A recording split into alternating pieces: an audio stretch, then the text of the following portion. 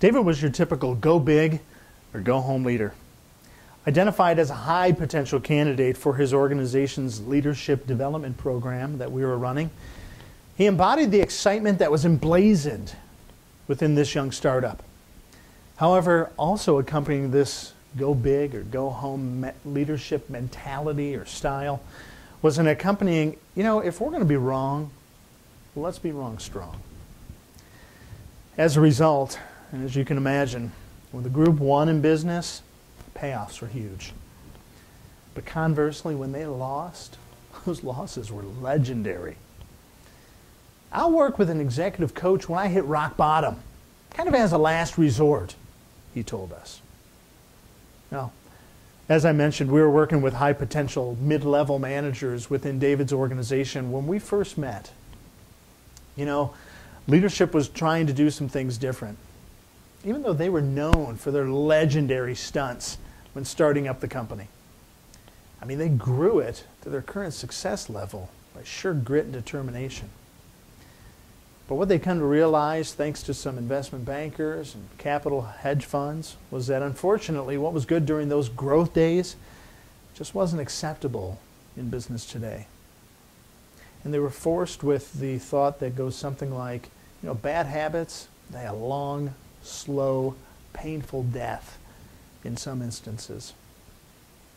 Now, when we first met with David, he explained that he really didn't see what the need was for all this executive coaching that was going on in the organization.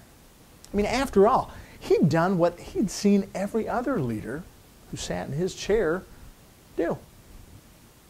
Furthermore, he also saw where those leaders were today. They were in a place of success that he desperately wanted. Now, David was no dummy. He knew as a high potential he had something really good in himself. He viewed himself as a Formula One race car, one that simply needed open track for him to go out and gobble up. And he also had the thought that if he hit the wall, there was always going to be another backup car waiting.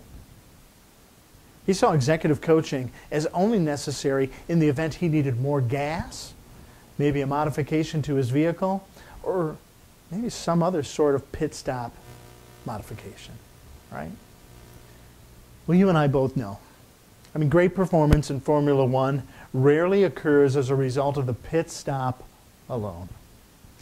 What is needed is alignment of the machine, or in this case, the leader, and all of its corresponding parts working in unison with the elements of the track conditions and that driver, the leader. If David as future leader was to act as a Formula One race car, well, he'd not only need to have a better alignment with corporate direction, like its mission, vision, values, as well as its current annual objectives and goals, but he needed to inject himself into the situation with accountability and responsibility. Those actions then would need to be monitored on each and every lap, and corresponding modifications made accordingly. The moral of the story for this parable: executive coaching isn't a last call event or a pit stop. If you wait until the last call or those pit stops, it's probably too late. Instead, you should engage executive coaches into the performance initiatives of your organization sooner rather than later in an effort to accomplish results in less time.